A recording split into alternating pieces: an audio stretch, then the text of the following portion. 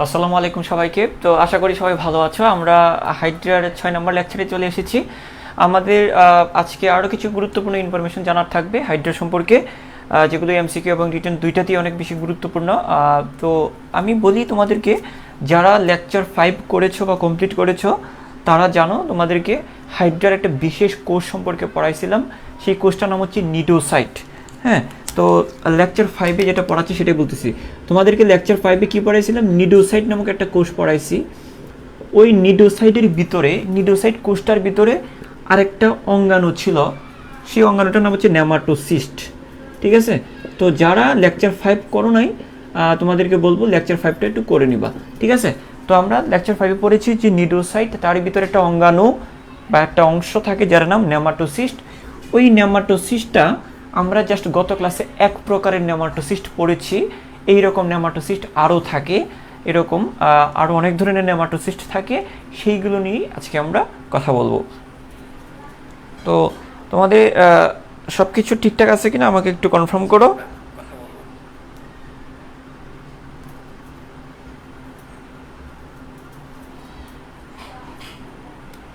ওকে,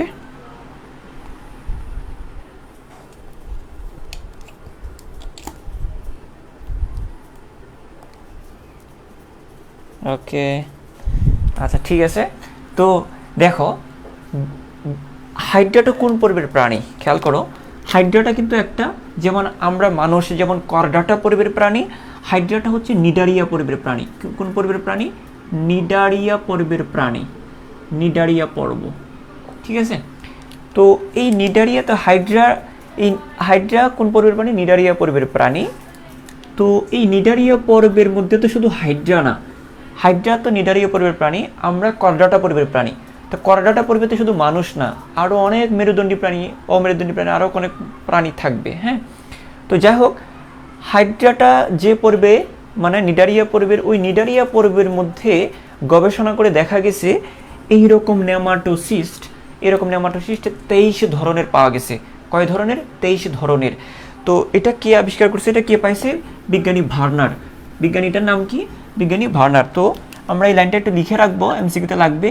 বিজ্ঞানী ভার্নার, বিজ্ঞানীকে, বিজ্ঞানী ভার্নার 23 ধরনের, কয় ধরনের? 23 ধরনের। হ্যাঁ, বিজ্ঞানী ভার্নার নিডারিয়া পর্বের প্রাণীতে, নিডারিয়া পর্বে, নিডারিয়া পর্বের প্রাণীসমূহে, নিডারিয়া পর্বের প্রাণীসমূহতে, পর্বের প্রাণীসমূহতে, প্রাণীসমূহতে 23 ধরনের নেমাটোসিস্ট আবিষ্কার করেন। 23 ধরনের নেমাটোসিস্ট, নেমাটোসিস্ট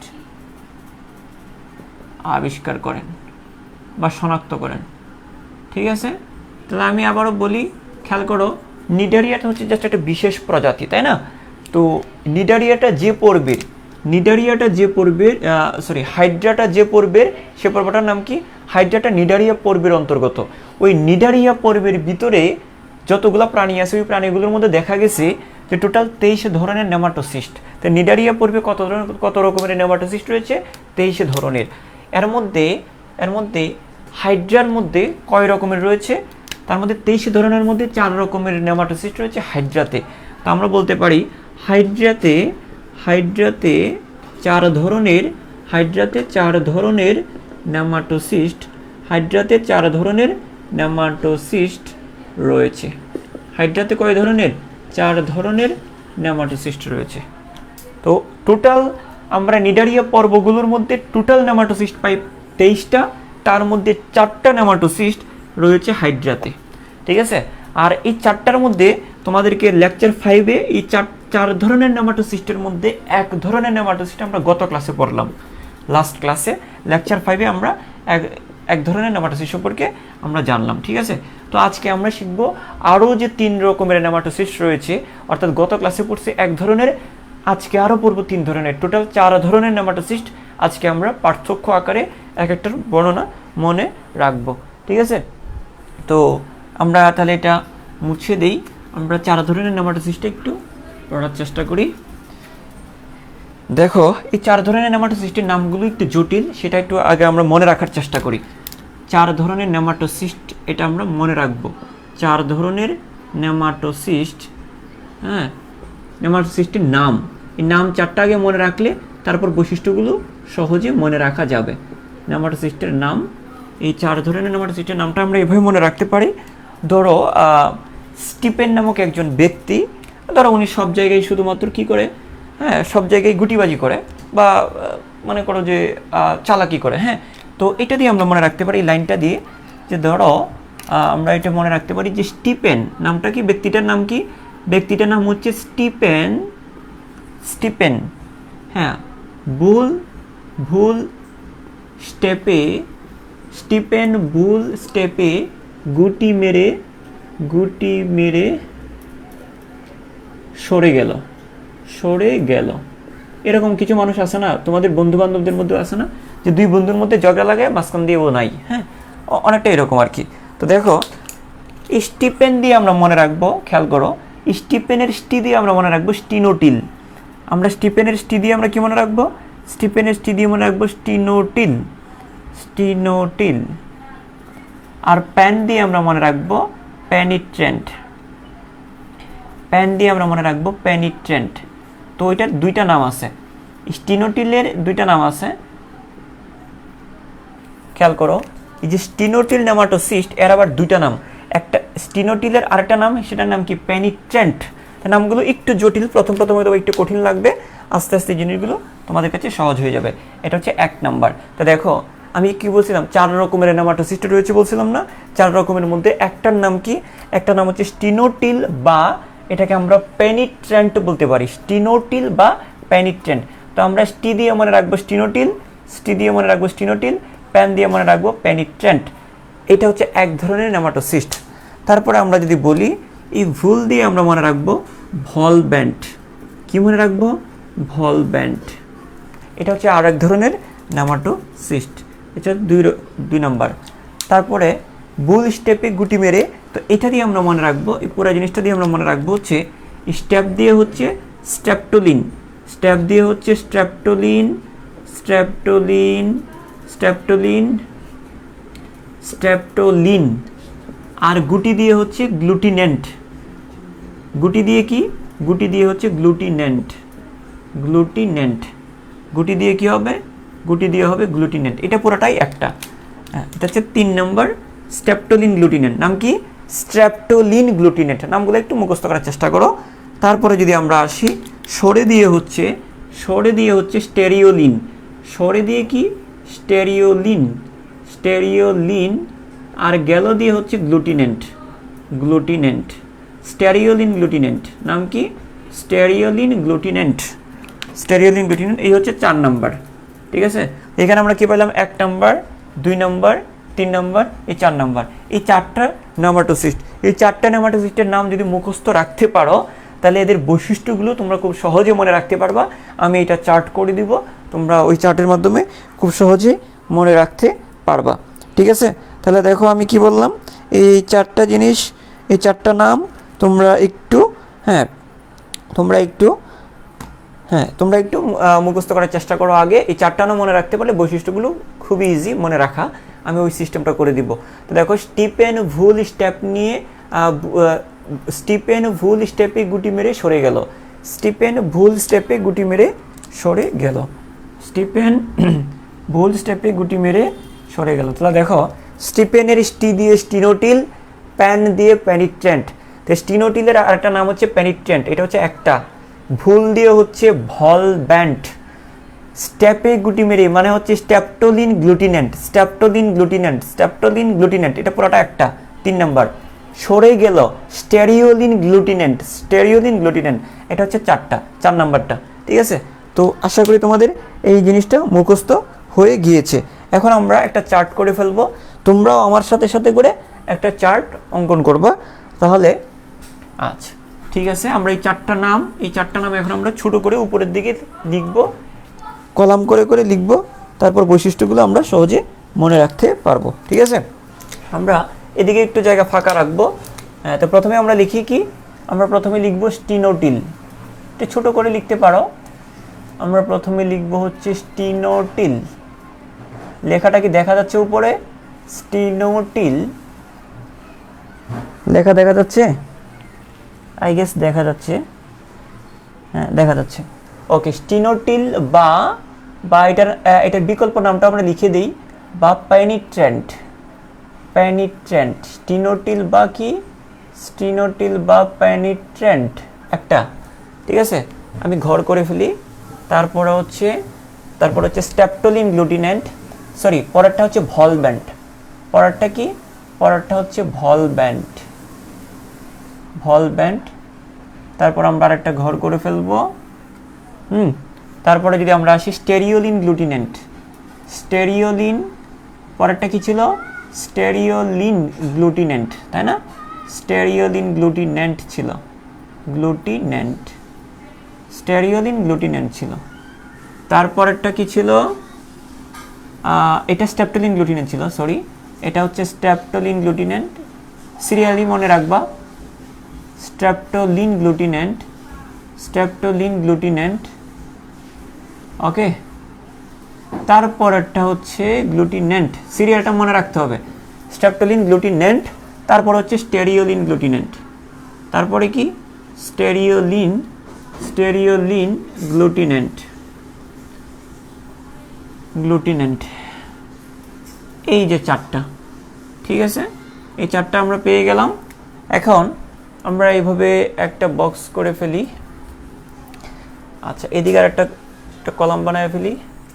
ওকে, ঠিক আছে। তো এইরকম তোমরা এরকম একটা ছক বানায় ফেলো, তাহলে তোমাদের এই জিনিসগুলো নোট করে রাখতে সুবিধা হবে। আচ্ছা, আমরা যদি আসি, প্রথমেই আসি আমরা কি শিখবো এটা খেয়াল করি। আমরা প্রথমে যে কাজটা করব, চিত্র এঁকে ফেলবো, তাহলে আমাদের বৈশিষ্ট্যগুলো মনে রাখাটা খুব সহজ হয়ে যাবে। আমরা প্রথমে একটা চিত্র অঙ্কন করব। এইটার চিত্রটা কীরকম, এটার চিত্রটা কীরকম, এটার চিত্রটা কীরকম। আমরা যদি আমার সাথে একটু খেয়াল করো, এরকম একটা চিত্র অঙ্কন করে ফেলবো। হ্যাঁ, কঠিন না, সহজ করেই আঁকবো। হ্যাঁ, ঠিক আছে। তো এরকম একটা চিত্র আঁকবা। এখানে আমরা জানি এখানে বাট থাকে, আর বাটের গায়ে তিনটা বড় বড় কাটা থাকে, তাই না? এগুলো আমরা গত ক্লাসে পড়ছিলাম।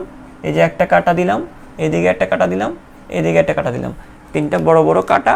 তারপর এক সারি ছোট কাটা থাকবে, তিন সারি ছোট কাটা থাকবে, এগুলো দিয়ে দিব আমরা, ঠিক আছে।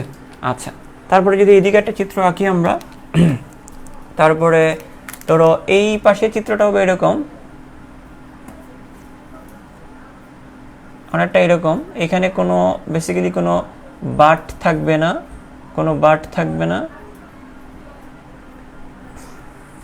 এখানে আসলে কোনো বাট থাকবে না। আমি চিত্রটা এই পাশে আঁকি আরো।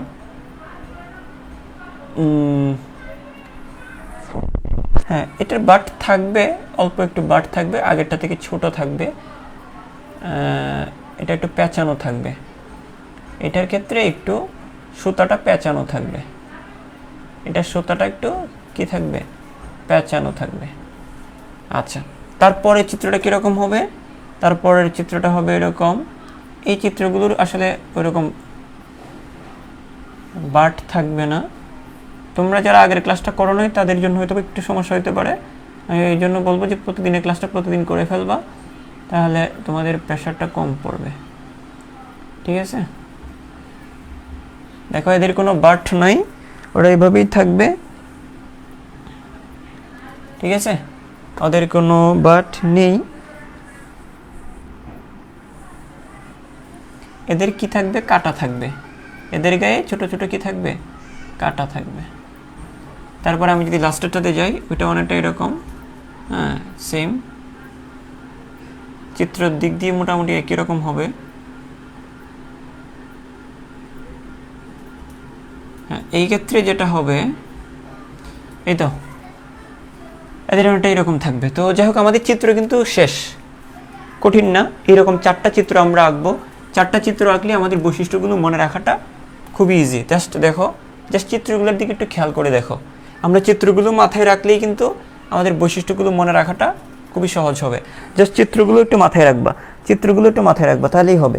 প্রথমে আমরা যে জিনিসটা মনে রাখবো, আমি যদি একটা লাইন দিয়ে দিই, জাস্ট চারটা চাত্রের মধ্যে তুমি দেখো, তুমি নিজে চিন্তা করো এই চারটার মধ্যে কী কী পার্থক্য আছে। বইয়ের পড়া বাদ দাও, তুমি জাস্ট কল্পনা করো যে চারটার মধ্যে আমি কী কী দেখতে পাচ্ছি, সেটা খেয়াল করো, নিজে নিজে বের করো। আচ্ছা, প্রথমে আমরা একটা জিনিস মাথায় রাখবো, যদিও আমি একই আকারে রাখছি সবকটা, তবে জিনিসটা তোমাদের মনে রাখতে হবে। হ্যাঁ, সিরিয়ালি জিনিসটা বললাম। সিরিয়ালি যে জিনিসটা বলি যে দেখো, এটা হচ্ছে আকারের কথাটা যদি বলা হয়, ধরো আমরা যদি আকারের কথা বলি, আকার প্রথমে আমরা দেখব যে আকারের বিষয়টা, এটা মোটামুটি একটু বড় দেখা যাচ্ছে না? হ্যাঁ, এটা হচ্ছে সবচেয়ে বড়, এটা হচ্ছে বৃহত্তম, এটা বৃহত্তম সবচেয়ে বড় আকারের, হ্যাঁ, নেমাটোসিস্ট। আর এটা হচ্ছে সবচেয়ে ছোট, এটাকে আমরা ক্ষুদ্রতম বলবো। কি বলবো? ক্ষুদ্রতম। তোমরা চাইলে এই জিনিসটা একটু ছোট করেও আঁকতে পারো বোঝার সুবিধার জন্য। হ্যাঁ, সবচেয়ে ক্ষুদ্রতম নেমাটোসিস্ট, ঠিক আছে? আচ্ছা, তারপরে এটার থেকে একটু ছোট হচ্ছে এটাকে আমরা বলবো অপেক্ষাকৃত ছোট। এটাকে আমরা কি বলবো? অপেক্ষাকৃত ছোট, অপেক্ষাকৃত ছোট। তাহলে এই চারটা যদি আমরা একবারে পড়ি, এই চারটা জিনিস যদি আমরা একবারে খেয়াল করে পড়ি, তাহলে কিন্তু আমাদের মনে রাখাটা এত বেশি কঠিন হয় না। তা দেখো, আমি প্রথমে কি বললাম, প্রথম বর্ণনাটা আমি কি দিলাম, এটা হচ্ছে সবচেয়ে বড় বা বৃহত্তম, প্রথমটা সবচেয়ে বড়, লাস্টেরটা সবচেয়ে ছোট। সিরিয়ালি চারটা নাম মনে রাখবা। তো প্রথমটা সবচেয়ে বড়, লাস্টেরটা সবচেয়ে ছোট, মানে এটা বৃহত্তম, এটা হচ্ছে কি ক্ষুদ্রতম।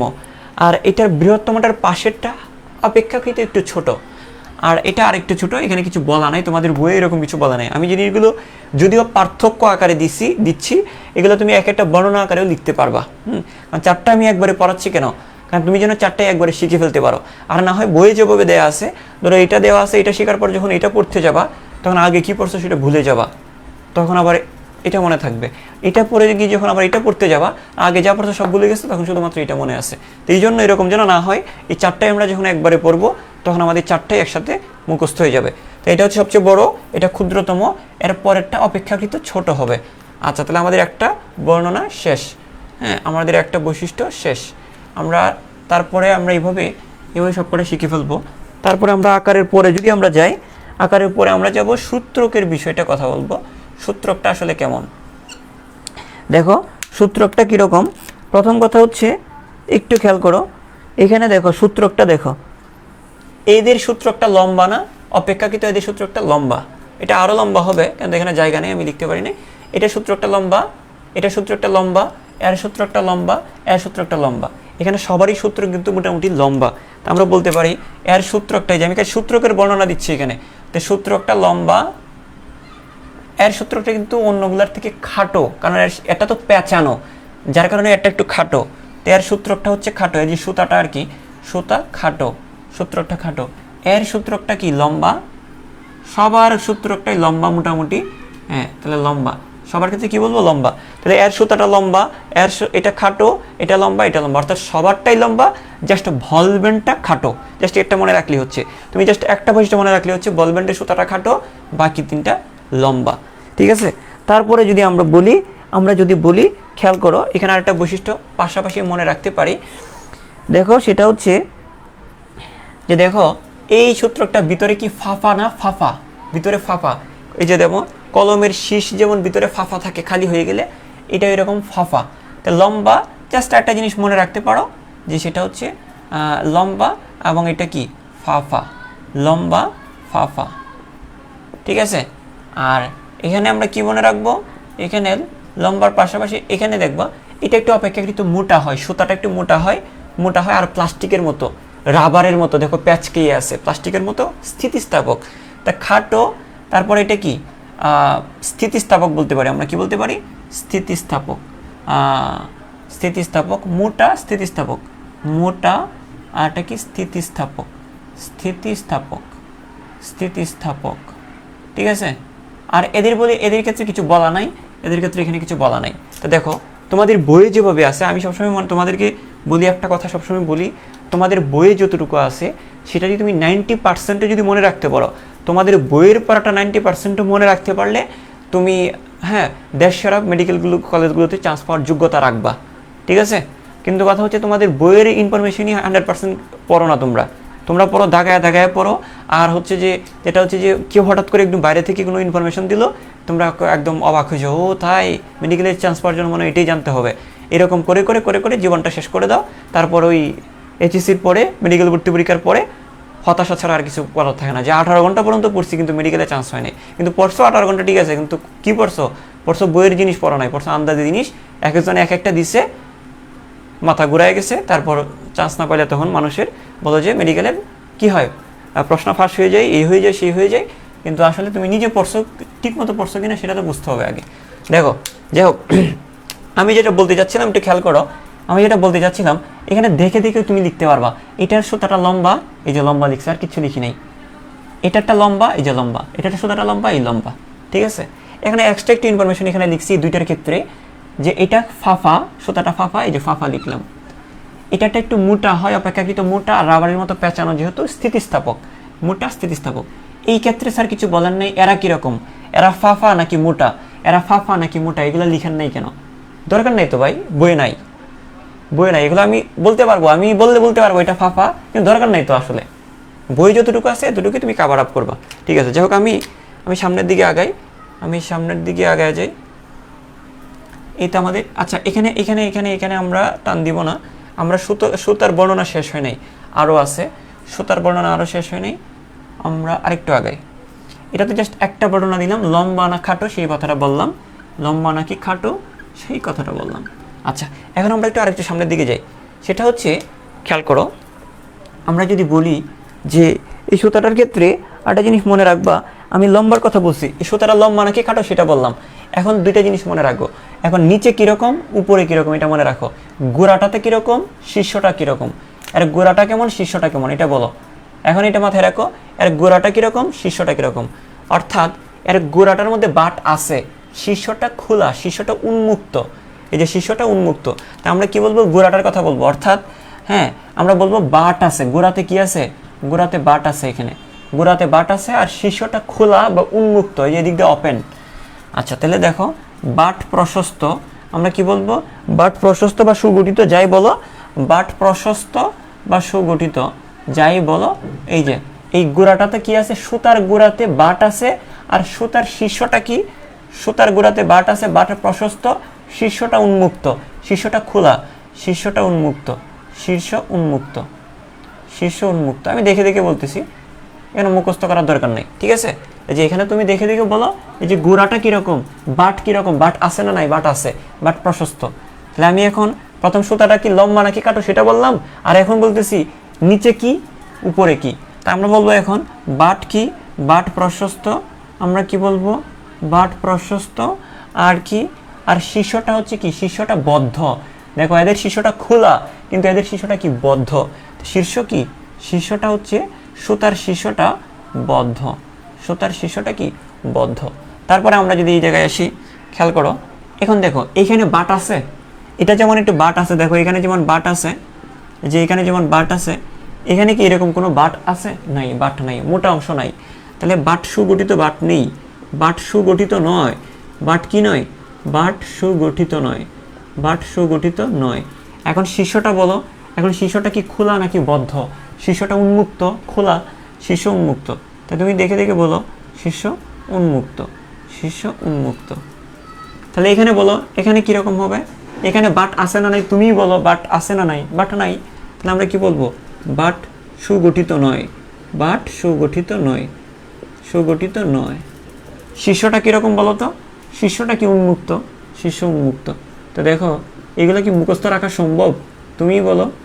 দেখো এখানে দেখো, খেয়াল করো, আমি যেটা বলতেছিলাম ভালো করে খেয়াল করো, মুখস্থ দরকার নাই। তুমি ওই যে বায়োলজি শুধু মুখস্থ মুখস্থ বলে, যে ইঞ্জিনিয়ারিং স্টুডেন্টরা বেশি বলে এটা, কিন্তু আসলে বায়োলজি মুখস্থের না, তুমি যদি সিস্টেম করে গুছায় পড়তে পারো। আমি প্রথম থেকে বলি, আমি এখানে সুতার বর্ণনা দিয়েছি, কার বর্ণনা দিয়েছি, সূত্রকের বর্ণনাটা দিলাম। এখন সুতাটা কি লম্বা নাকি খাটো সেটা বললাম, সুতাটা লম্বা। তারপর কি বললাম, এটার গোড়ায় কি বাট আছে না নাই, গোড়ায় বাট আছে কিনা সেটা বললাম, শীর্ষে কি আছে। তো প্রথম বলছি এটা লম্বা না খাটো, গোড়ায় কি আছে, শীর্ষে কেমন। তাহলে আমি আবারও বলতেছি, এটা লম্বা নাকি খাটো সেটা বলবা, এর গোড়াটা কীরকম, শীর্ষটা কীরকম, গোড়ার মধ্যে বাট আছে, শীর্ষটা উন্মুক্ত। এটা খাটো, গোড়ার মধ্যে বাট আছে, শীর্ষবদ্ধ। এটা লম্বা, গোড়ার মধ্যে বাট আছে, শীর্ষটা উন্মুক্ত। এটা লম্বা, গোড়ার মধ্যে বাট, গোড়ার মধ্যে বাট নাই, শীর্ষটা উন্মুক্ত। এখানেও গোড়ার মধ্যে বাটটা নাই, শীর্ষটা উন্মুক্ত। তাহলে আমাদের কিন্তু সূত্রকের বর্ণনা কিন্তু শেষ, সূত্রকের বর্ণনা শেষ। আরেকটা জিনিস রয়েছে, আরেকটা জিনিস আছে, খেয়াল করো, সূত্রকটার মধ্যে কি, দেখো তো, দেখো তোমরা এখানে বলতে পারবো না, তিনটা বড় বড় কাঁটা রয়েছে, আর এই কাঁটাগুলোকে কি বলা হয়, তিনটা বড় বড় কাটা আছে, ওই কাটাগুলোর নাম কি বলতো? একটা কাটা, দুইটা কাটা, তিনটা কাটা। এই কাটাগুলোর নাম কি? কাটাগুলোর নাম হচ্ছে বার্ব। গত ক্লাসে আমি পড়ছিলাম কাটাগুলোর নাম কি? বার্ব। বার্ব, হ্যাঁ। তো এখানে আমরা বলবো, এগুলো বলে দিই তাহলে। সুতার মধ্যে কি আছে? হ্যাঁ, তিনটি বড় বার্ব ও তিনটি বড় কাটা মানে হচ্ছে বার্ব, আর 3 সারি ছোট কাটা মানে বারবিউল। তো বড় কাটাকে বলা হয় বার্ব, ছোট কাটাকে বারবিউল বলা হয়। শুধুমাত্র এই পেনিটেন্টের ক্ষেত্রে কাটাকে বার্ব বলা হয়ে থাকে, ওইগুলোর ক্ষেত্রে না। কিন্তু শুধুমাত্র এদের ক্ষেত্রে কাটাকে কি বলা হয়? কাটাকে বার্ব বলা হয়। তো যাই হোক, আমরা কি বলবো? আমরা বলবো যে এদের গায়ে তিনটি বড় বার্ব ও 3 সারি বারবিউল রয়েছে। তিনটি বড় বার্ব ও আমরা কি বলবো এখানে? তিনটি বড়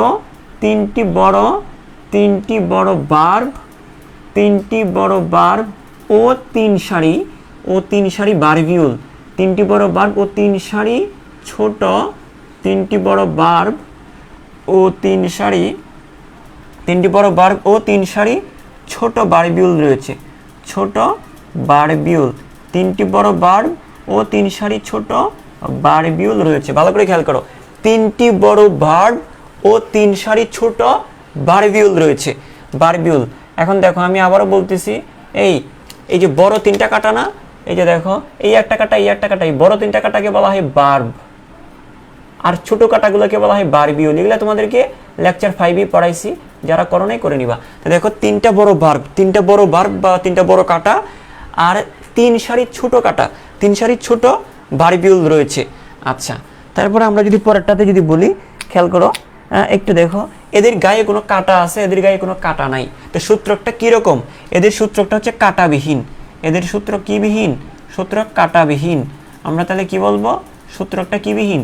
কাটাবিহীন। এদের গায়ে কোনো কাটা নাই, কাটাবিহীন। তাহলে আমি যদি পরেরটাতে যাই, এখানে কি দেখতেছি?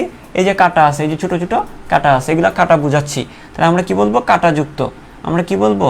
কাটাযুক্ত। কাটাযুক্ত, ঠিক আছে। তারপরে এখানে দেখো কোনো কাটা আছে, এদের গায়ে কোনো কাটা নাই, এদের গায়ে কাটা নাই, কাটাবিহীন। তা দেখো, আমরা তাহলে এইভাবে মনে রাখবো।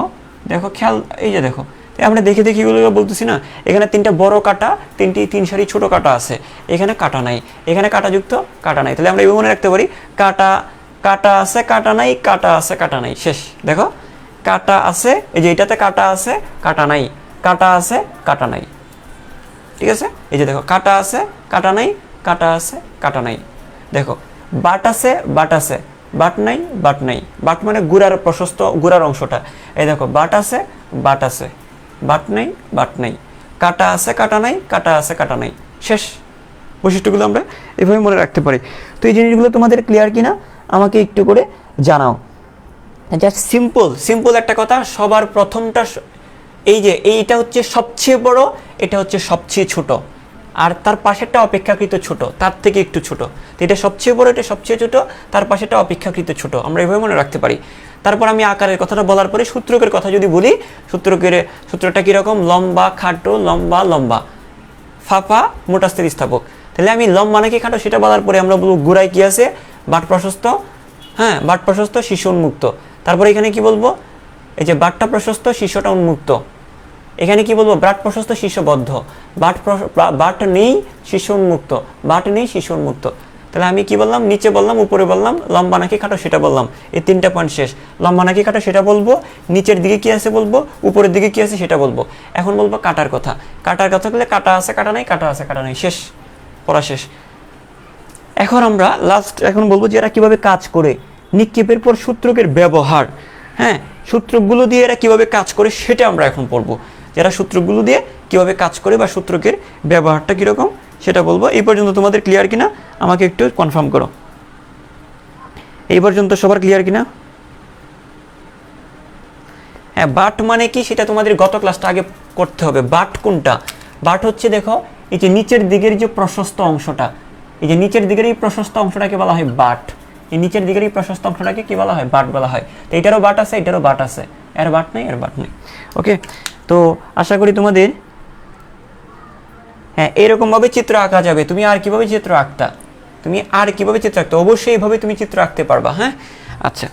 তারপরে হচ্ছে আমরা যদি একটু সামনের দিকে আগাই, আলহামদুলিল্লাহ ক্লিয়ার। অনেকেই বলছো ওকে, আমরা এখন যে কাজটা করব, এখানে আরেকটু কাজ রয়েছে, যে এইটা সূত্রকটা কিভাবে নিক্ষিপ্ত হয়, কিভাবে কাজ করে, আর সূত্রকটা কিভাবে কাজ করে, এগুলো কিভাবে কাজ করে সেটা আমরা জানবো। আচ্ছা, তাহলে আমরা এগুলো একটু মুছে দেই। আচ্ছা, আমরা এটা মুছে দিই, তোমরা একটু নোট করে নিও, তাহলে তোমাদের পড়তে সুবিধা হবে। ওকে, তাহলে আমরা এখন কি পড়ব? সূত্রক নিক্ষেপের কৌশল। এখন আমরা পড়ব হচ্ছে সূত্রক নিক্ষেপের কৌশল। এই যে সুতাটা কিভাবে নিক্ষিপ্ত হয়, সূত্রক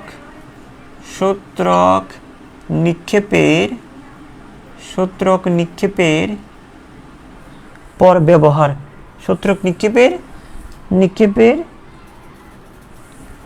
পর এটা ব্যবহারটা কি, কে কিভাবে কাজ করে সেটা বোঝাচ্ছে এখানে। আচ্ছা দেখো, একটা জিনিস খেয়াল করো,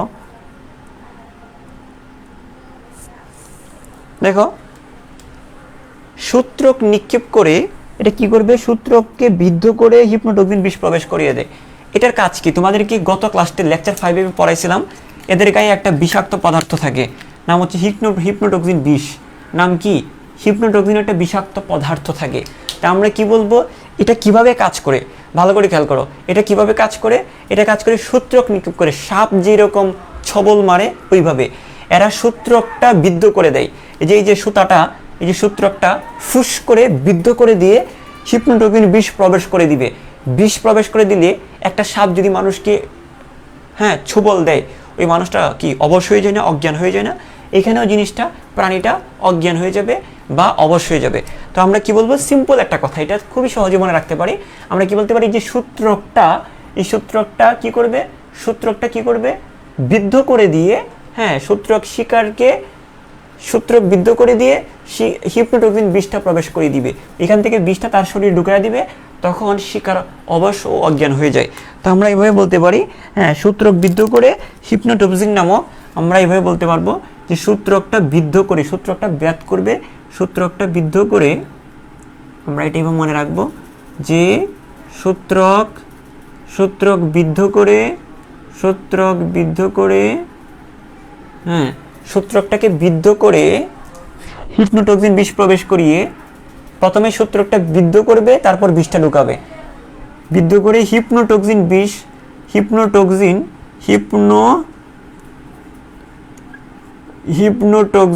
প্রবেশ করিয়ে, হিপনোটক্সিন বিষ প্রবেশ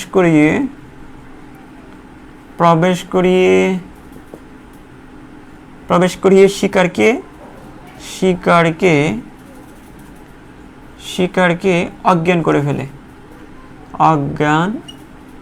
ফেলে। ঠিক আছে, শিকারকে, তো সূত্রক বিদ্ধ করে হিপনোটক্সিন বিষ প্রবেশ করিয়ে শিকারটাকে অজ্ঞান করে ফেলে, অজ্ঞান ও অবশ করে ফেলে। তাহলে ও কিভাবে কাজ করে? ও অবশ করে কাজ করে। ও কিভাবে কাজ করে? শিকারকে অবশ করার মাধ্যমে কাজ করে, তারপর এটাকে যা করার করবে আর কি। ঠিক আছে, তো দেখো, সূত্রকটাকে বিদ্ধ করবে, তারপর বিষটা ঢুকাবে, তারপর শিকারটাকে অজ্ঞান এবং অবশ করার পরে যা করার করবে। কি আর করবে? খেয়ে ফেলবে আর কি। আর কি ভাবতেছো?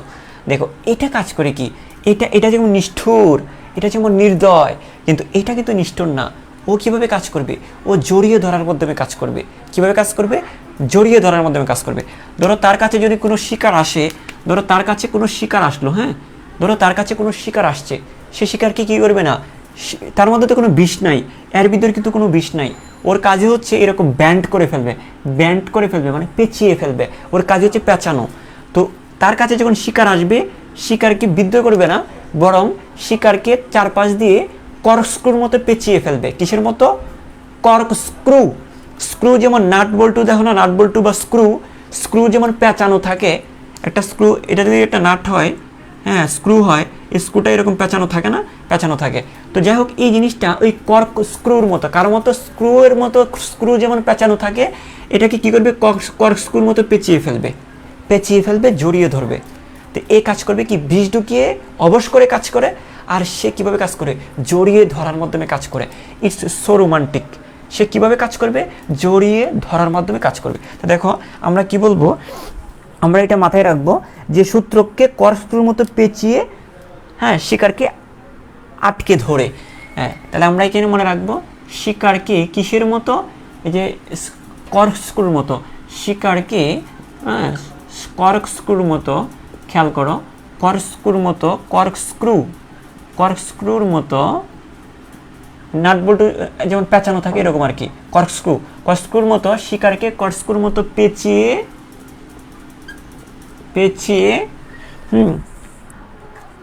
পেঁচিয়ে আটকে রাখে। জড়িয়ে ধরে কথাটা বলিও না, আটকে রাখে বলো, আটকে রাখে। একদম বইয়ের মতো করে বলতেছি আমি, জড়িয়ে ধরে। হয়তো বা কেউ হ্যাঁ কোনো স্যার হয়তো রোমান্টিক হয়ে যায়, তারপর কি হবে, হ্যাঁ খাতা দেখা বাদ দিয়ে হয়তো অন্য কিছু করবে, আরেকবার দেখবা যে তোমার নাম্বার কমে গেছে। তাহলে যাই হোক, শিকারকে কর্কস্ক্রুর মতো পেঁচিয়ে আটকে রাখে। শিকারকে কর্কস্ক্রুর মতো পেঁচিয়ে কী করবে? আটকে রাখবে। এটার মধ্যে কোনো বিষ নেই, ওটা বিষ দিয়ে কাজ করে না, বিষ দিয়ে কাজ করে এই নেমাটোসিসটা, আর সে শুধুমাত্র জড়িয়ে ধরে জিনিসটাকে আটকে রাখবে। ঠিক আছে, আচ্ছা এটা কি করবে দেখো, এটার কাজ কি? এই দুইটার কাজ হচ্ছে ইন্টারেস্টিং। হ্যাঁ, ওরা অন্যভাবে কাজ করে। এরা বিষও দিবে না, এর মতো বিষও ঢুকাই দিবে না, এর মতো জড়িয়েও ধরবে না। ওরা কাজ করবে আর একরকম, এরা কাজ করবে আরেক রকমভাবে। সেটা আমরা কীভাবে বুঝবো? দেখো এখানে গ্লু শব্দটা আছে না, স্ট্রেপ্টোলিন গ্লুটিনেন্ট। এই গ্লু মানে কি? গ্লু মানে আঠা। এই এদের নামের মধ্যে কি আছে? গ্লু বা আঠা শব্দটা আছে, এর আঠা। এখানেও স্টেরিন গ্লু। এই গ্লু মানে কি? গ্লু মানে আঠা। হ্যাঁ, আঠা। তো আঠা নিয়ে অনেক গান আছে না? হ্যাঁ, তো কাঁঠালের আটা লাগলে পরে ছাড়ে না, এটা গানও আছে। পীড়িত হচ্ছে কাঁঠালের আঠা, লাগলে পরে ছাড়ে না। তো এরাও হচ্ছে কি কাঁঠালের মতো আঠা, কাঁঠালের আঠার মতো আঠা ছেড়ে দিবে, লেগে যাবে, আর শিকারটা যাইতে পারবে না এখান থেকে। তো এটাও আঠাকরণ করে কাজ করবে, এটাও আঠাকরণ করে কাজ করে।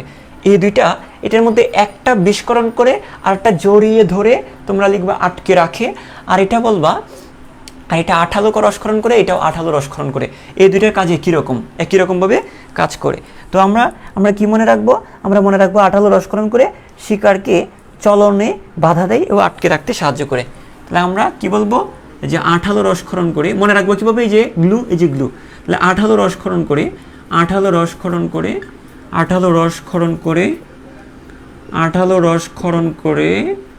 শিকারকে চলনে বাধা দেয়, চলনে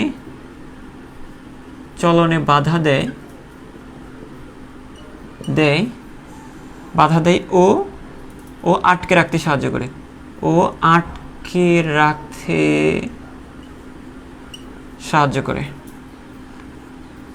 সাহায্য করে। হ্যাঁ, পীড়িতি কাঁঠালের আঠা লাগলে পড়ে ছাড়ে না, সত্যি কথাটা।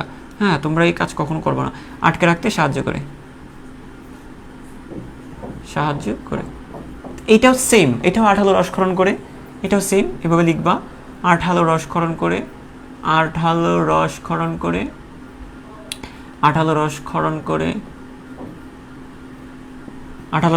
করে শিকারকে চলনে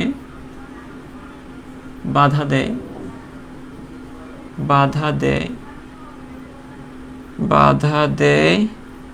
ও আটকে রাখতে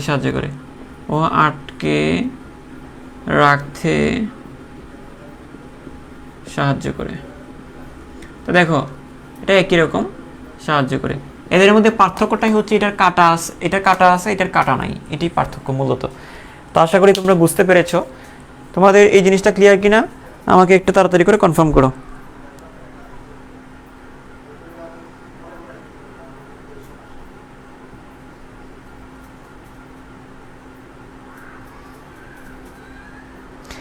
বুঝছো? এটা তোমরা পারবা, মনে রাখতে পারবা? হ্যাঁ, মনে রাখতে পারবা আশা করি। তো দেখো এটা হচ্ছে যে আমাদের এই জিনিসগুলো মাথায় রাখা দরকার। হ্যাঁ, আমাদের বইয়ে কিন্তু আছে, আমাদের বাড়তি মোটিভেশন দরকার হয় না।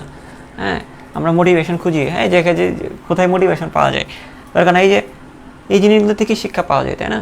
দেখবো যে তুমি ছেলে হও আর মেয়ে হও, তুমি যদি এইসবে জড়াও, অপোজিটেরটা হয় স্টিনোটিলের মতো হবে, অথবা ভলভেন্টের মতো হবে, অথবা স্ট্রেপ্টোলিন গ্লুটিনেন্টের মতো হবে, অথবা স্টেরিলিন গ্লুটিনেন্টের মতো হবে। কোনো না কোনোভাবে কাজ করে দিবে, হয় বিষ মারবে, বিষ দিবে, জড়িয়ে ধরবে, তোমার গতিরোধ করবে, তোমাকে বাধা দিবে, তোমাকে আগাইতে দিবে না, বিপদে পড়ে যাওয়া। কিন্তু এগুলো কিন্তু এখন আমার কথাগুলো হয়তো তিতা তিতা লাগতে পারে, কিন্তু এটা সত্যি, সত্যি বলতেছি। এই জন্য আমাকে অনেকে অপছন্দ করে, কিছু করার নেই। ঠিক আছে, যাই হোক, আমরা একটু সামনের দিকে আগাই। আমরা এখন এই তো অনেক হয়েছে লীলা খেলা, আমরা এগুলো বাদ দিই। তারপরে এখন আমরা পড়ব হচ্ছে নেক্সট পড়ব হচ্ছে কি,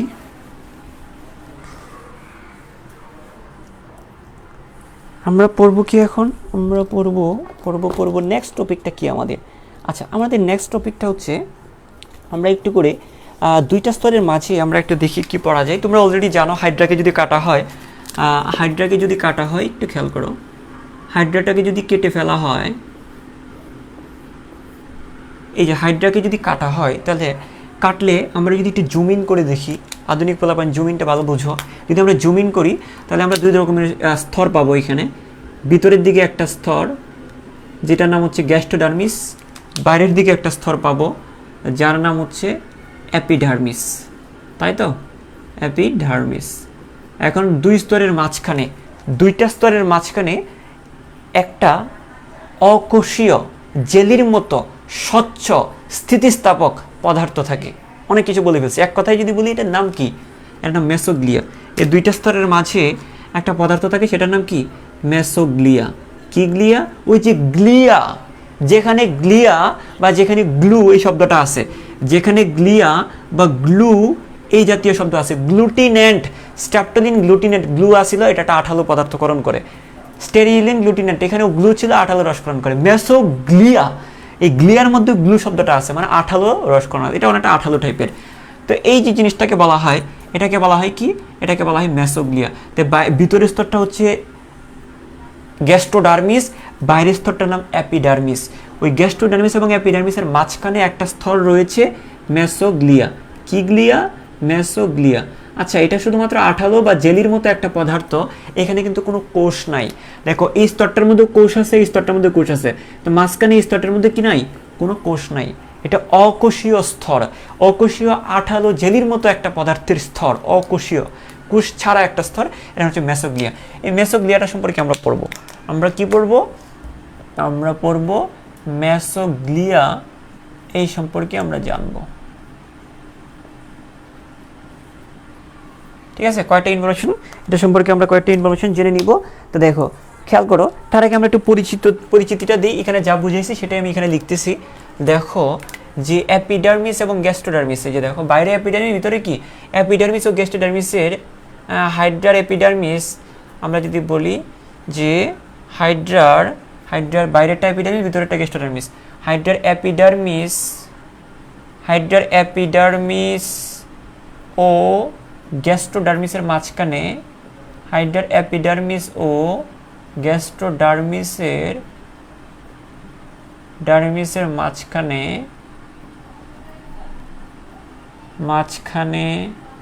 হাইড্রার অ্যাপিডার্মিস ও গ্যাস্ট্রোডার্মিসের মাঝখানে জেলির মতো স্বচ্ছ স্থিতিস্থাপক। গ্লিয়া মানে আঠা মানে জেলি, মানে জেলির মতো মানে এটা কিসের মতো? জেলির মতো তকতকে। হ্যাঁ, তারপরে আর কি জিনিসটা কিন্তু স্বচ্ছ, এই জিনিসটা কিন্তু একদম স্বচ্ছ। এক হচ্ছে জেলির মতো আঠালো, তারপর হচ্ছে স্বচ্ছ, তারপর আমরা বলতে পারি স্থিতিস্থাপক। কি বলতে পারি? স্থিতিস্থাপক। হ্যাঁ, আমরা কি বলতে পারি? স্থিতিস্থাপক। ওকে, স্থিতিস্থাপক এরকম। হ্যাঁ, স্থিতিস্থাপক যে স্তরকে, এই যে স্তরকে, স্থিতিস্থাপক স্তরকে মেসোগ্লিয়া বলে।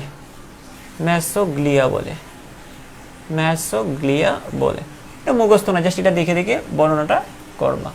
এই মেসোগ্লিয়া কি, এটা অনেক সময় জ্ঞানমূলক প্রশ্নের মধ্যে এসে থাকে। আর এমসিকিউর মধ্যে এরকম আসবে, মেসোগ্লিয়ার বৈশিষ্ট্য লিখো।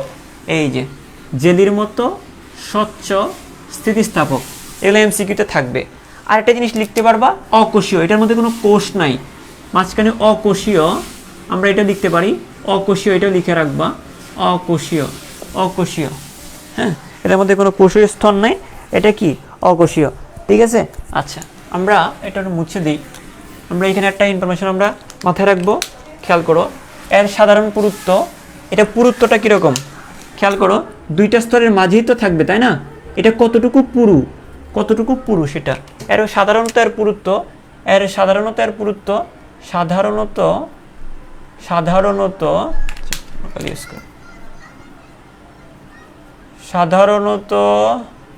মানে অ্যাভারেজ আর কি। সাধারণত এর পুরুত্ব হচ্ছে, এটা পরীক্ষায় আসে এমসিকিউতে 0.1 মাইক্রোমিটার। এটা আমাদের সময় ঢাকা ইউনিভার্সিটিতে আসছিল যে মেসোগ্লিয়ার পুরুত্ব কতটুকু। তারপর আমরা যদি আসি, আমরা যদি নেক্সট যদি যাই, যে সাধারণত এর পুরুত্ব হচ্ছে 0.1 মাইক্রোমিটার। আচ্ছা, তবে এটা কি সব জায়গায় কি সমান হবে? না, এর পুরুত্ব সব জায়গায় সমান হবে না। মনে রাখো, একটু খেয়াল করো, এটা যদি হাইড্রা হয়ে থাকে, আচ্ছা আর একটা গুরুত্বপূর্ণ কথা তোমাদেরকে বলে রাখি, একজন স্যার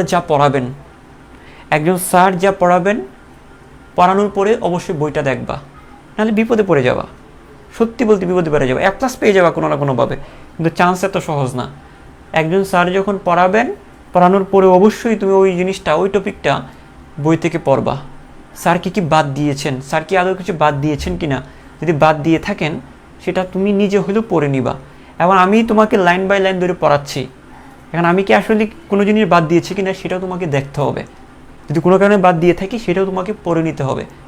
কথা বুঝো নাই? কারণ আমি তো পরীক্ষা দিব না, পরীক্ষা দিবা তুমি, বাসটা খাইলে তুমি খাবা। কথা বোঝা গেছে? এই জন্য আমি চেষ্টা করিস লাইন বাই লাইন পড়ানোর জন্য। তারপরে যদি কোনো কারণে যদি বাদ যায় সেটা আমাকে বলে দিবা পরের ক্লাসে, অথবা তুমি নিজে এই জিনিসটা পড়ে নিতে হবে।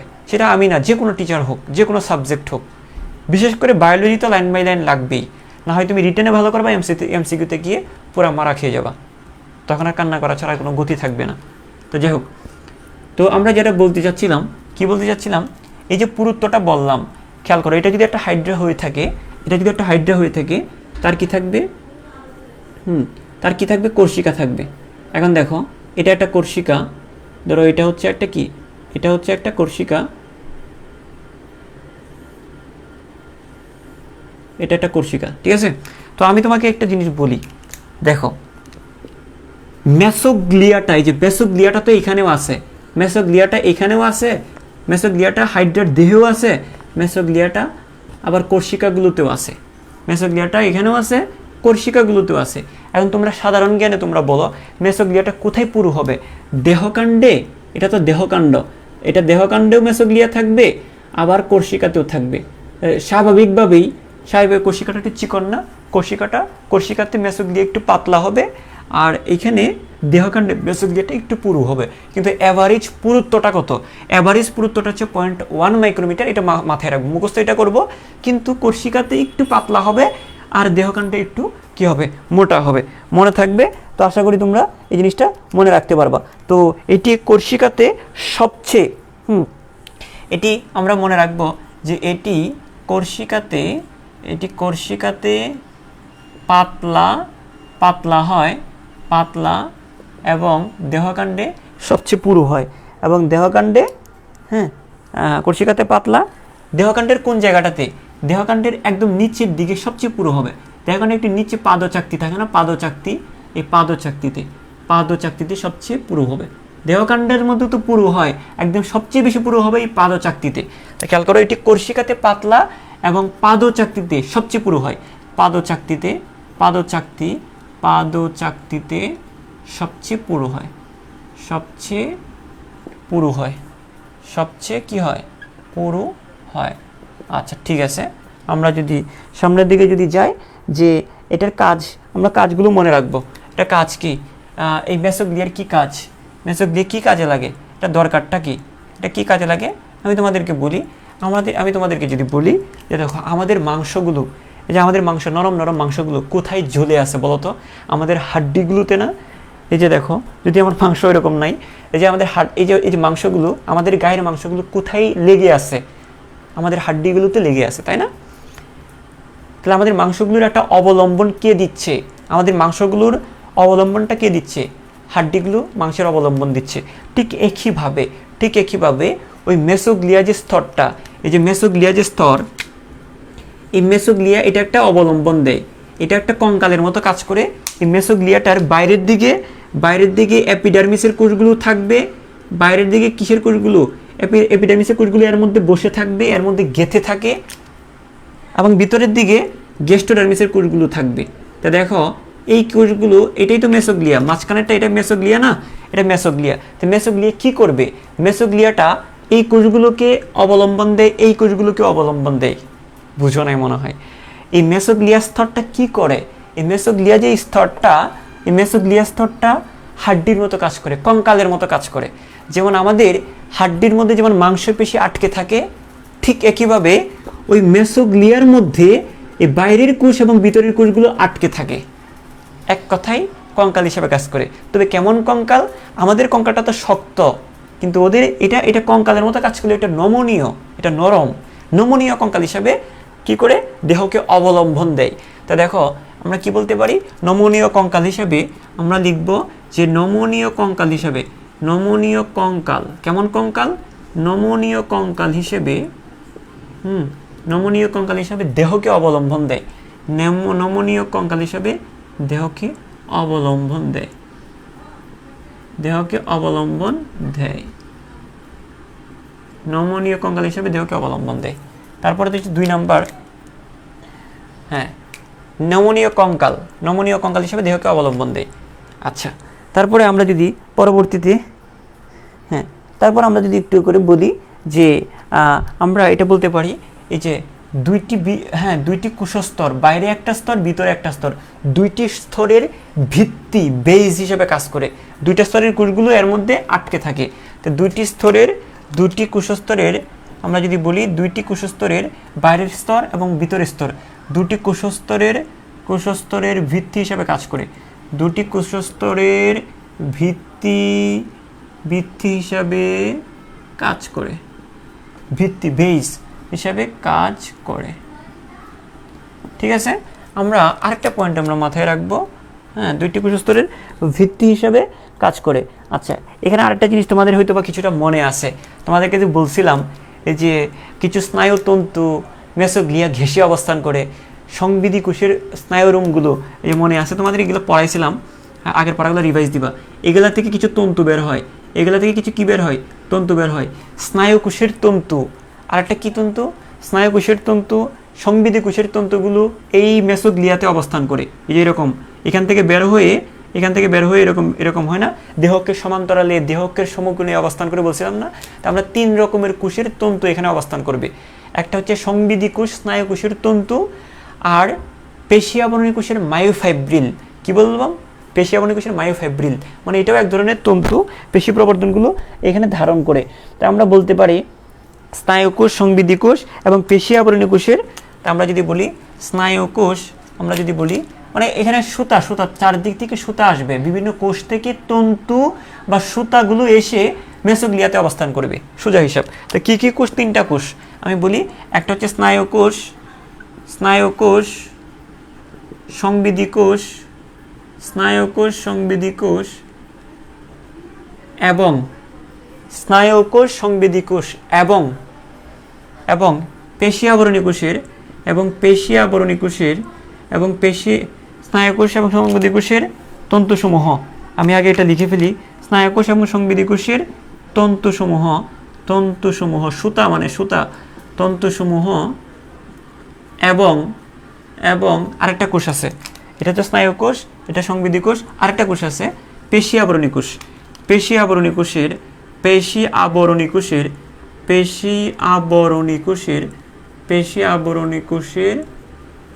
মায়োফাইব্রিল, পেশি আবরণী কোষের কি মায়োফাইব্রিল, পেশি আবরণী কোষের মায়োফাইব্রিল, পেশি আবরণী কোষের কি ফাইব্রিল, মায়োফাইব্রিল ধারণ করে, পেশি আবরণী কোষের মায়োফাইব্রিল ধারণ করে। ঠিক আছে, পেশি আবরণী কোষের মায়োফাইব্রিল ধারণ করে, যার ফলে দেহকে বাঁকানো সম্ভব, যার কারণে দেখা যাচ্ছে নিচে, হ্যাঁ, যার কারণে এটা কি দেহকে কি করতে পারে, যার কারণে দেহকে বাঁকানো সম্ভব, দেহকে বাঁকানো সম্ভব হয়। বাঁকানো সম্ভব হয়। এতটুকু ক্লিয়ার কি? তিনটা পয়েন্ট, জাস্ট তিনটা পয়েন্ট আমি আবার বলে দিচ্ছি। একটা হচ্ছে এরা যেন আমাদের শরীরে যেমন মাংসপেশিগুলো হাড্ডির মধ্যে আটকে থাকে, এদের ক্ষেত্রেও মেসোগ্লিয়াতে বিভিন্ন কোষগুলো আটকে থাকে। এই কথা থেকে আমরা বলতে পারি এটা নমনীয় কঙ্কাল হিসাবে দেহকে অবলম্বন দেয়। কেমন কঙ্কাল? নমনীয় কঙ্কাল হিসাবে। তারপরে দুইটা কোষস্তরের ভিত্তি হিসাবে কাজ করে। এই কোষ এবং এই কোষগুলো এটা একটা ভিত্তি হিসাবে কাজ করে, ওটার মধ্যে আটকে থাকে। হ্যাঁ, তারপরে হচ্ছে এই স্তরটার মধ্যে বিভিন্ন কোষের তন্তু এসে অবস্থান করবে। স্নায়ু কোষ এবং সংবেদী কোষের তন্তু এবং পেশি আবরণী কোষের মায়োফাইব্রিল এই জায়গাতে অবস্থান করবে। আশা করি এই পর্যন্ত তোমাদের ক্লিয়ার। তাহলে আমরা মেসোগ্লিয়া এই পর্যন্তই, খুব কঠিন কিছু না। আশা করি তোমরা বুঝতে পেরেছ। আমাকে একটু করে জানাও, এভাবে সুন্দর করে তোমরা নোটটা করে ফেলবা, তাহলে তোমাদের জন্য এটা সুবিধা হবে।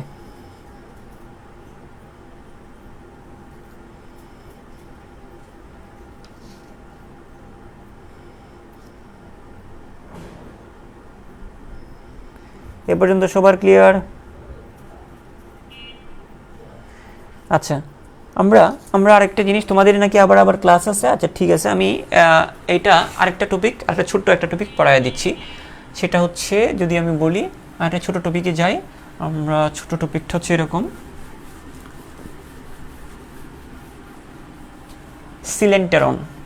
আমরা সিলেন্টেরনটা পড়ে ফেলি।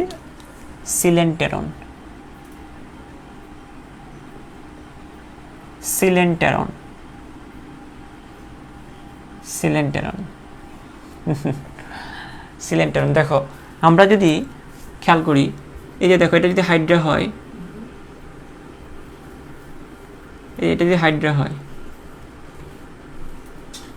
দেখো হাইড্রার ভিতরে একটা গহ্বর আছে না?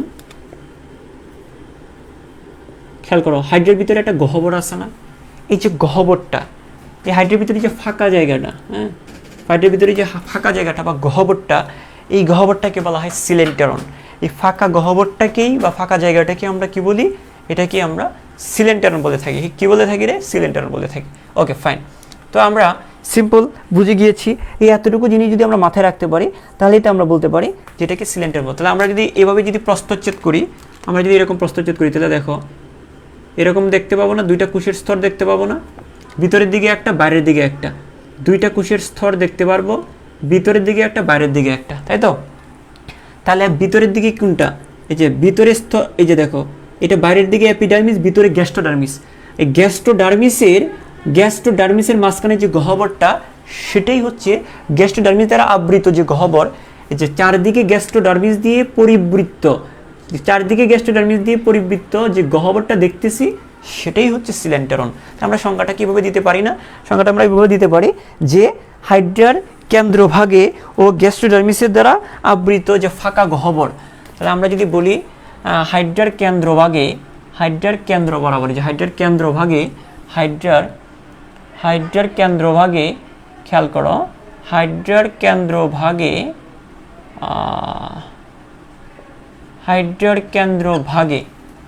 কোথায়? কেন্দ্রভাগে। আর কি দ্বারা পরিবৃত্ত? আমরা যদি এটাকে প্রস্থচ্ছেদ করি, তাহলে একটা কি পাবো? এরকম কাটলে, এরকম যদি কাটি, তাহলে দেখো কি দ্বারা পরিবৃত্ত থাকবে? গ্যাস্ট্রোডার্মিস দ্বারা। দেখ, হাইড্রার কেন্দ্রভাগে এবং গ্যাস্ট্রোডার্মিস দ্বারা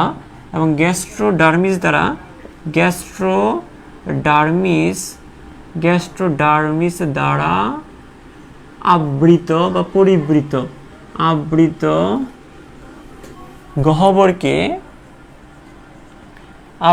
গহ্বরকে সিলেন্টেরন বলে।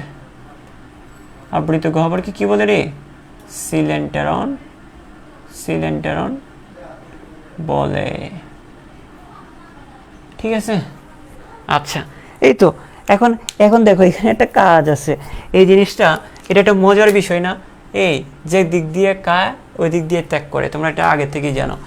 একটা ফোঁটা, মানুষের তো দুইটা ফোঁটা থাকে, হ্যাঁ, উপরের দিকে একটা ফোঁটা, নিচের দিকে একটা ফোঁটা, হ্যাঁ, এদিক দিয়ে ঢুকে ওই দিক দিয়ে বের হয়। সুন্দর একটা সিস্টেম, তাই না?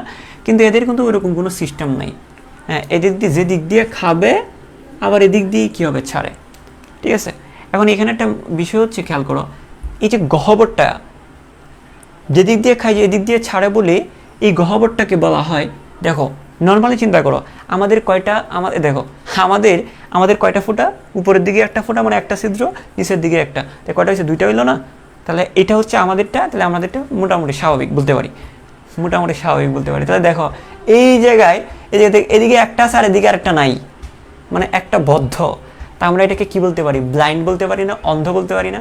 দেখো আমাদের কয়টা চোখ, দুইটা চোখ না, আমাদের দুইটা চোখ, একটা চোখ যদি বন্ধ করে দিই তাহলে কি আমরা কি এটাকে কানা বলবো না? একজন মানুষের দুইটা চোখ, তার মধ্যে যদি একটা চোখকে যদি আমরা বন্ধ করে দেই, হ্যাঁ, তো আমরা এটাকে কি বলবো, ব্লাইন্ড বলবো, তাকে অন্ধ বলবো বা ব্লাইন্ড বলবো। এখানে গহ্বরটার নর্মালি একটা গহ্বরের কয়টা ছিদ্র থাকে নর্মালি, মানুষের ক্ষেত্রে কয়টা, উপরের দিকে একটা, নিচের দিকে একটা, পায়ু ছিদ্র, এই তো এই একটা ছিদ্র, এই একটা ছিদ্র থাকবে, কিন্তু এদিকে কিন্তু একটা ছিদ্র নাই। এই ক্ষেত্রে উপরের দিকে একটা ছিদ্র আছে, নিচের দিকে কোনো ছিদ্র নাই। যেহেতু একটা ছিদ্র শর্ট আছে, নাই যেহেতু, এটাকে আমরা কানা গহ্বর বলবো। কি বলবো, কানা গহ্বর। কি বলবো রে, কানা গহ্বর। একটা আছে একটা নাই, আমাদের একটা চোখ থাকলে আরেকটা চোখ যদি না থাকে আমরা কানা বলবো না। এরকমভাবে এই গহ্বরটার একটা ছিদ্র আছে আর একটা ছিদ্র নাই, তাহলে এটার গহ্বরটার নাম কি হবে, কানা গহ্বর বলবো। কি বলবো স্যার, কি বলতেছেন, কানা গহ্বর? হ্যাঁ, এটাকে কানা গহ্বর বলবো। তবে এটাকে ইংলিশে আমরা একটু ঢং মারাবো, একটু ঢং করে বলবো। কানা গহ্বর না বলে এটাকে বলবো ব্লাইন্ড স্যাক। কি বলবো, কি বলবো আমরা, ব্লাইন্ড স্যাক। কানা গহ্বর না বলে আমরা কি বলবো, আমরা বলবো কি, কানাকে ইংলিশে আমরা কি বলি, ব্লাইন্ড। গহ্বরকে ইংলিশে কি বলি, স্যাক।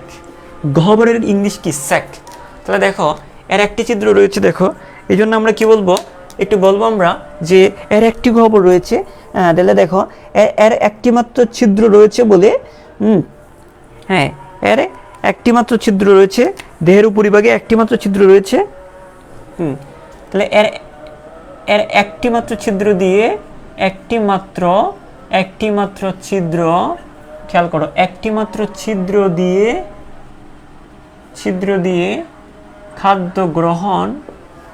খাদ্যটা গ্রহণ করে, এই ছিদ্র দিয়ে খাবার খায়, খাদ্য গ্রহণ ও বর্জ্য পদার্থ ত্যাগ, ও বর্জ্য পদার্থ ত্যাগ করে বলে এই গহ্বরটাকে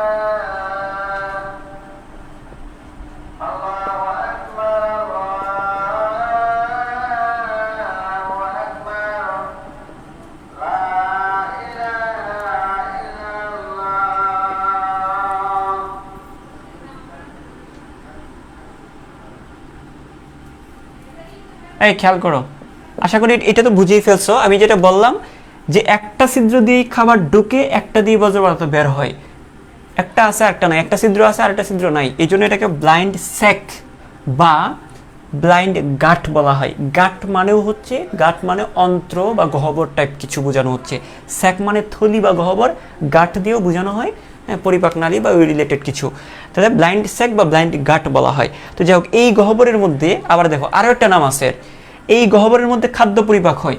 এই জায়গাটার মধ্যে কি হয়, এই যে দেখো এই গহ্বরটার মধ্যে এই গহ্বরটার কাজ কি, ওই জায়গাটার মধ্যে খাদ্য পরিপাক হয়। এই গহ্বরটার মধ্যে কি হয়, খাদ্য পরিপাক হয়, খাদ্যটা পরিপাক হয়, এবং এইটার মাধ্যমেই, এটার ভিতর দিয়েই বিভিন্ন খাদ্য উপাদান, বর্জ্য পদার্থ, রেচন পদার্থ অপসারণ হয়, মানে পরিবহন হয়।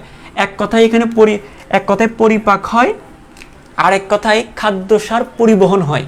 খাদ্যসার মনে করো এদিক দিয়ে খাবারটা ঢুকছে, এই খাবারটা এখানে আসতে পারবে, পরিবহন হচ্ছে না এটা। তো খাদ্যসার খাদ্যসার খাদ্যসার রেচন পদার্থ রেচন পদার্থ রেচন পদার্থ পদার্থ ও রেচন পদার্থ শ্বসন পদার্থ শ্বসন পদার্থ রেচন পদার্থ শ্বসন পদার্থ পদার্থ পরিবহন হয় পরিবহন হয়। তা দেখো খেয়াল করো, পরিবহন হয় বলে একে একে একে গ্যাস্ট্রোভাস্কুলার গহ্বর বলা হয়। কি বলা হয়?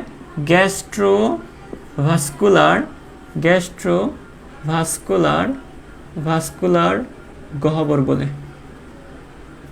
এটাই লাস্ট, গহ্বর বলে। একটু বুঝো, লাইনটা বুঝিয়ে দিচ্ছি তারপর যাচ্ছি।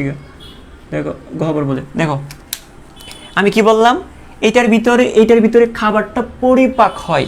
কি হয়? এই যে খাবার পরিপাক হয়, আর এই গহ্বরের মাধ্যমেই এক জায়গা থেকে আরেক জায়গায় পরিবহন হয়। কি হয়? পরিবহন হয়। এখন পরিবহনটা কি কি পরিবহন হয়? খাদ্যসার মানে শর্করা, আমিষ, চর্বি, এগুলো হচ্ছে খাদ্যসার। শর্করা, আমিষ, চর্বি পরিবহন হয়। রেচন পদার্থ বলতে আমরা কি বুঝি? ওই যে নাইট্রোজেন গঠিত রেচন পদার্থ, ইউরিয়া, ইউরিক অ্যাসিড, ক্রিয়েটিনিন, এইগুলা। তারপরে হচ্ছে শ্বসন পদার্থ বলতে আমরা কি বুঝি? অক্সিজেন, কার্বন ডাইঅক্সাইড, এই জিনিসগুলো। ঠিক আছে? তো যাই হোক, এক কথায় এখানে খাবারটা পরিপাক হয়, এই গহ্বরটার ভিতর খাবার পরিপাক হয়, এবং এই গহ্বরের ভিতরেই খাবার কি এক জায়গা থেকে আরেক জায়গায় পরিবহন হয়। তো এইখানে পরিপাক, এই খাদ্য পরিপাক মানে কি? খাদ্য পরিপাক মানে হচ্ছে জটিল খাদ্যকে সরল খাদ্যে পরিণত করা। এটা হচ্ছে খাদ্য পরিপাক। এটা আমরা পড়বো, আগামী ক্লাসেই পড়বো আমরা। আপাতত এতটুকু জেনে রাখো, এখানে খাদ্যটা হজম হয় বা পরিপাক হয়, এবং এই গহ্বরের মাধ্যমে এক জায়গা থেকে আরেক জায়গায় বিভিন্ন পদার্থ পরিবহন হয়। এই পরিপাক হয় এবং পরিবহন হয় বলে একে কি বলা হয়? গ্যাস্ট্রোভাস্কুলার গহ্বর বলা হয়। কি বলা হয়? গ্যাস্ট্রোভাস্কুলার। এখন বলতে পারো যে স্যার এটার মধ্যে পরিপাক হয় আর এর ভিতর দিয়ে পরিবহন হয় বলে একে কেন গ্যাস্ট্রোভাস্কুলার গহ্বর বলা হয়? কারণ পরিপাক কথাটা, পরিপাক রিলেটেড কোনো কিছুকে আমরা কি দিয়ে বুঝি? আমরা গ্যাস্ট্রো দিয়ে বুঝি। নর্মালি আমাদের খাবার কোথায় পরিপাক হয়? আমাদের খাবার পাকস্থলীতে পরিপাক হয় কিছুটা। তা পাকস্থলীকে আমরা কি বলি? গ্যাস্ট্রো বলি না? গ্যাস্ট্রো। আমাদের খাবার কিছুটা পাকস্থলীতে পরিপাক হয়, তা পাকস্থলীকে আমরা কি বলি? গ্যাস্ট্রো বলে থাকি। পাকস্থলী বলতে আমরা কি বুঝি? গ্যাস্ট্রো। তা মানে আমরা তাহলে বলতে পারি পরিপাক রিলেটেড কোনো কিছুকে আমরা কি দ্বারা বুঝি? গ্যাস্ট্রো দ্বারা বুঝি। তো দেখো, যেহেতু খাবারটা এখানে পরিপাক হচ্ছে, তাই আমরা এটার নাম বলতেছি গ্যাস্ট্রো। আর যেহেতু পরিবহন হচ্ছে, তাই আমরা বলতেছি ভাস্কুলার। ভাস্কুলার কথাটার মানে হচ্ছে পরিবহন। তোমরা ক্লাস 10-এ পড়ছো না, ভাস্কুলার টিস্যু মানে হচ্ছে পরিবহন টিস্যু। ভাস্কুলার কথাটার বাংলা অর্থ হচ্ছে পরিবহন। তো দেখো, এখানে খাবারটা পরিপাক হচ্ছে বলে ওই কথাটাকে বোঝানো হচ্ছে গ্যাস্ট্রো দিয়ে, আর পরিবহন হচ্ছে বলে, এই গহ্বরের ভিতর দিয়ে পরিবহন হচ্ছে বলে এটাকে ভাস্কুলার বোঝানো হচ্ছে। তাহলে পরিপাক হওয়ার কারণে গ্যাস্ট্রো বলা হচ্ছে, আর পরিবহন হচ্ছে বলে ভাস্কুলার বলা হচ্ছে। এক কথায় এই গহ্বরটার নাম হচ্ছে গ্যাস্ট্রোভাস্কুলার গহ্বর। মানে পরিপাকও হয়, এটার মাধ্যমে পরিবহনও হয়, এই জন্য এটা গহ্বরটার নাম কি? গ্যাস্ট্রোভাস্কুলার গহ্বর। Got it? বুঝতে পেরেছ? কমেন্টে তাড়াতাড়ি জানাও, তাহলে আমি ক্লাসটা শেষ করব। বুঝছো কিনা তাড়াতাড়ি জানাও, তাড়াতাড়ি জানায় দাও। বুঝছো কিনা?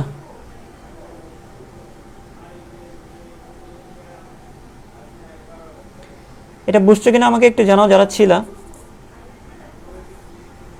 তাহলে আমরা আগামী ক্লাসে পড়বো, পরিপাকটা পড়বো। তোমাদেরকে একটু করে বলবো যে তোমরা একটু গুরুত্ব সহকারে পড়াশোনাটা করো। আমি যতটুকু পড়াচ্ছি, আমি যতগুলো চ্যাপ্টারই পড়াবো, অন্তপক্ষে এতটুকু মাথায় রাখো, লাইন বাই লাইন ধরে পড়ানোর চেষ্টা করব। তো এই জিনিসগুলো যদি একবার সুন্দর করে নোট করে নিতে পারো, দেখবা যে তুমি খুব ভালো করবা, আসলে ভালো করবা। এগুলো তোমার জন্য অ্যাসেট। একবার সুন্দর করে নোট করে দিলা, নোট করে রাখলা, তোমার এইচএসসিটাও কভার হবে, মেডিকেল অ্যাডমিশনও কভার হবে, ভার্সিটি অ্যাডমিশনও কভার হবে। আমার মেডিকেল বেচে প্রায় 800-র মতো স্টুডেন্ট আছে। ওদেরকে আমি ঠিক এইভাবেই পড়াচ্ছি, ঠিক এইভাবে, বিশ্বাস করো, বিলিভ মি, ঠিক এইভাবে পড়াচ্ছি। আমার ভার্সিটি বেচেও আমি ঠিক এইভাবে পড়াচ্ছি, ঠিক আছে? আমার ফার্স্ট ইয়ারের বেচেও ঠিক এইভাবে পড়াচ্ছি। তো এই জন্য তোমাদেরকে বলি যে তোমরা একটু সিরিয়াসলি পড়ো। যেগুলো পড়াচ্ছি এই জিনিসগুলো তোমার সব কিছুর জন্য কভার আপ হয়ে যাচ্ছে, ঠিক আছে? তো আশা করি তোমরা জিনিসটা বুঝতে পেরেছো। আর একটা কথা হচ্ছে যে তোমরা সবাই সবাই যারা মুসলিম তারা 5 ওয়াক্ত নামাজ পড়ার চেষ্টা করবা, আর আমার জন্য দোয়া করবা। আমিও চেষ্টা করি কিন্তু তোমাদের ক্লাস টাইমটা দেখি, এটা তোমাদের অনেকেই নামাজের প্রবলেম হচ্ছে আমি বুঝতে পারছি, আমারও হচ্ছে। তো এই জিনিসটা চেঞ্জ করা যায় কিনা, টাইমটা একটু এদিক সেদিক করা যায় কিনা আমি কথা বলে দেখবো। তো টিল দেন সবাই ভালো থাকো, সুস্থ থাকো, আসসালামু আলাইকুম।